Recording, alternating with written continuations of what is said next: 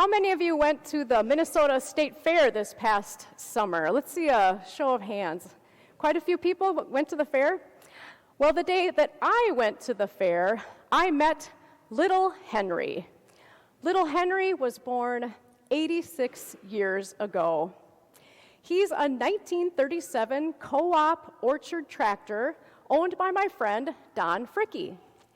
Little Henry didn't always look so shiny and fresh. When Don found little Henry, he was abandoned in a scrap pile.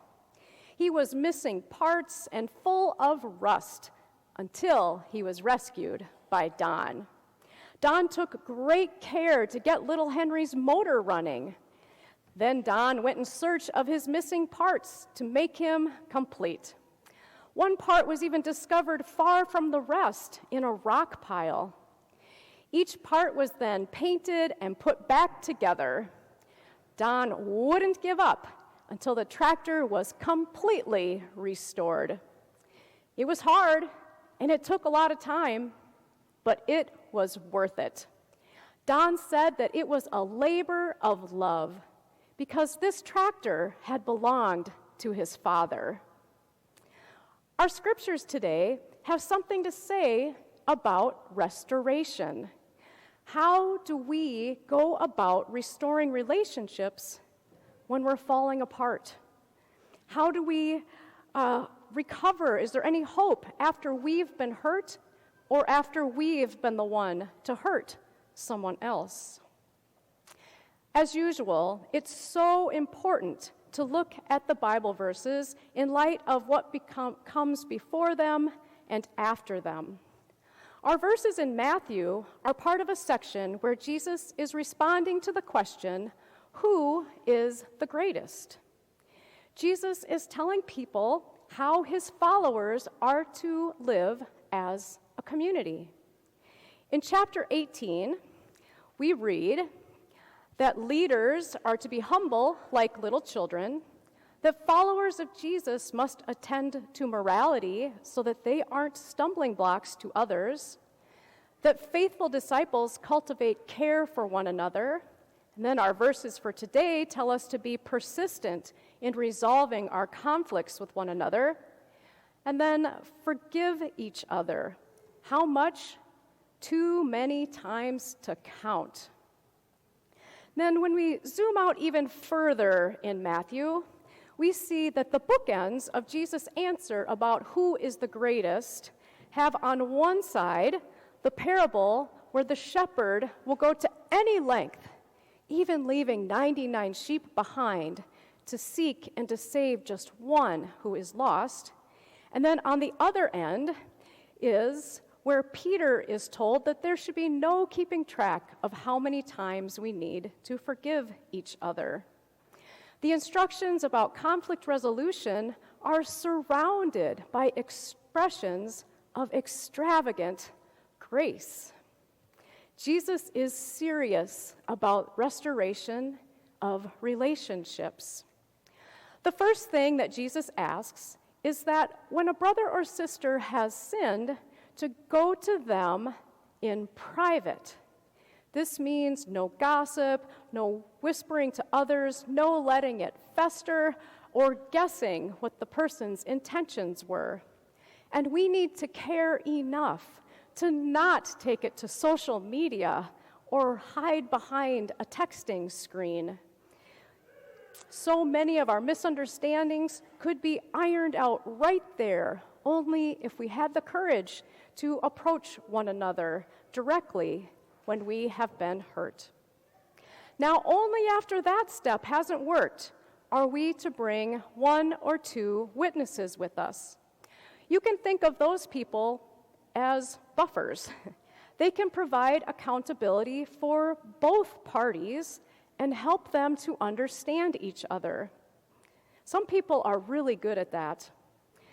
Unfortunately, people have often included more people in their conflicts just to add weight to their own point. Have you seen the movie Shrek? It reminds me of the ogre when he hears a knock at the door, he opens it up, and here is the whole village all holding pitchforks. Well, that's not what followers of Jesus are supposed to do. Now, if after all of this, the person who has caused harm still refuses to listen, bring it to the church. Now, it's significant that the word listen is used 4 times in this short passage, and yet so often we jump to defend ourselves before hearing the other person out. But we are to listen in order to understand the other person. Lastly, if they won't listen to the church, then treat them as a Gentile or a tax collector.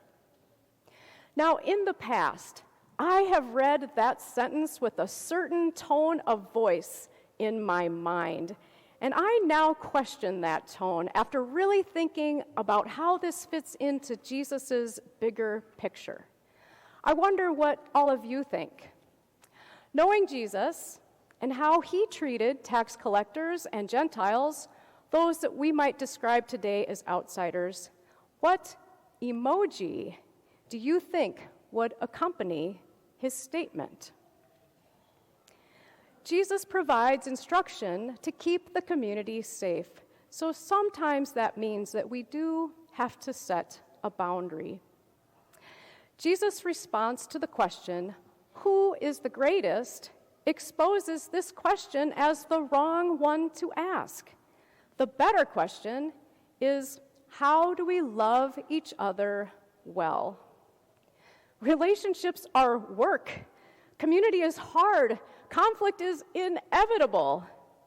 Jesus' instructions are to commit to restoration, not to discard anyone like a rusty tractor in a scrap pile. It is our labor of love because we belong to the same Father. And Jesus promises to be with us in our efforts. That well-known Bible verse that Jesus says, "Where 2 or 3 are gathered, there I am with them," that was spoken to people trying to resolve conflicts. Now, while I was learning about tractors at the Minnesota State Fair, Maya Hunter was speaking her truth. Maya is an 8th grader who is a member of Bethel. She is in confirmation and regularly attends the Gate of Life worship services and volunteers in there.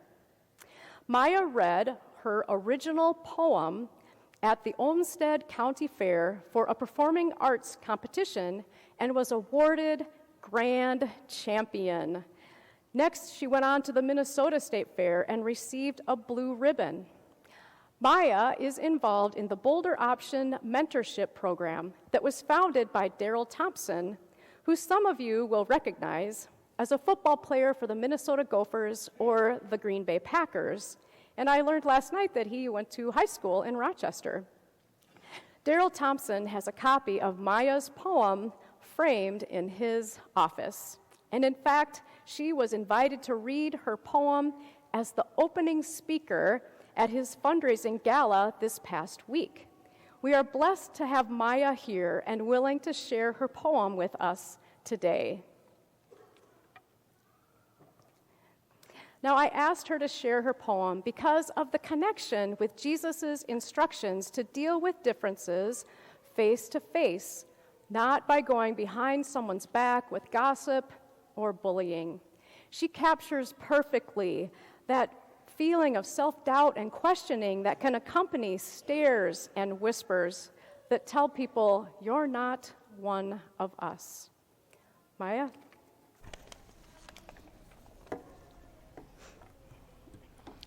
I Am by Maya Hunter. I am a person who tries to fit in and be liked. I wonder why people try so hard to be important. I hear kids in the halls talking bad about others. I see them stare, then whisper.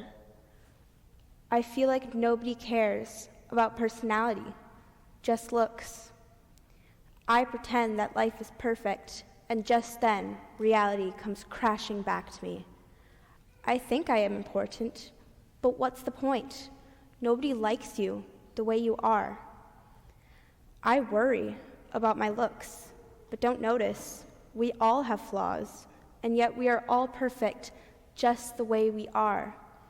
I dream of what it would be like to be perfect, and without realizing, I already am.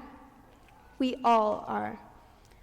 I hope people will like me for me, but no, nobody cares who you are, but more on what you look like. I understand we all have differences. I say I am fine no matter how bad I truly feel inside. I want to fit in, but it seems I am an outsider, permanently. No matter what I do or how nice I am, I try to make myself perfect. But all I am doing is changing who I really am. I am a person who tries to fit in and be liked. Well, truth is, you never can. So just be you.